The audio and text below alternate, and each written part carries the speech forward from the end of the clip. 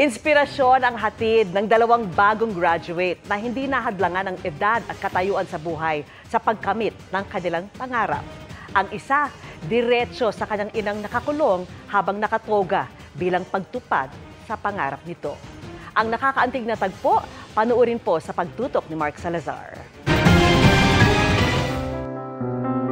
Importante para sa mga estudyante ang graduation ceremony.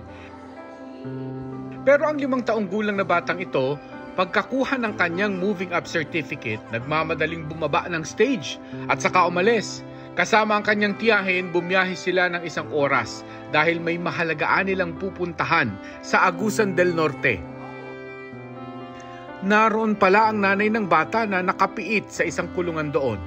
Nagsabi yung mama niya na sa 8 daw kung pwede after daw ng graduation niya bumalik daw kami doon at dapat daw sana nakasuot pa daw siya ng pang-graduate na na damit. Yung teacher din po niya, pinayagan na lang din po kami na dalhin mo na yung toga para makita din ng nanay niya.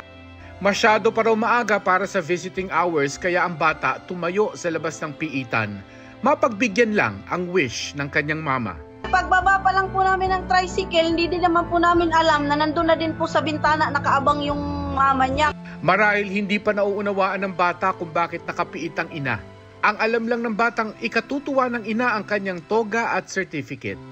Nakita ko siya doon sa taas, sa may bintana na nagsasalita siya, kinakausap niya, pero napansin ko po kasi na panay po na siya sa luha niya. Kaya hindi ko po na umiiyak pala siya habang kinakausap niya yung anak niya. Nakita niya, tinatanong niya kung ano daw yung ginawa niya pag-akyat sa stage. Marami pang milestone na maaabot ng bata kaya't umaasa ang kanyang pamilya na darating ang araw na kasama niya ang ina sa hinaharap. Sa Cagayan naman, kahanga-hanga rin ang ginawang pagsusumikap ng 57 anyos na ina na nagtapos sa senior high ng Ballesteros National High School.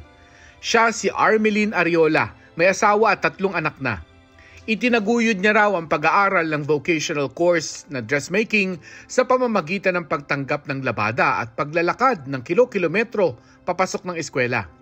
Nairaos naman niya ng may outstanding award pa mula sa paaralan. Para sa GMA Integrated News, Mark Salazar, nakatutok 24 oras.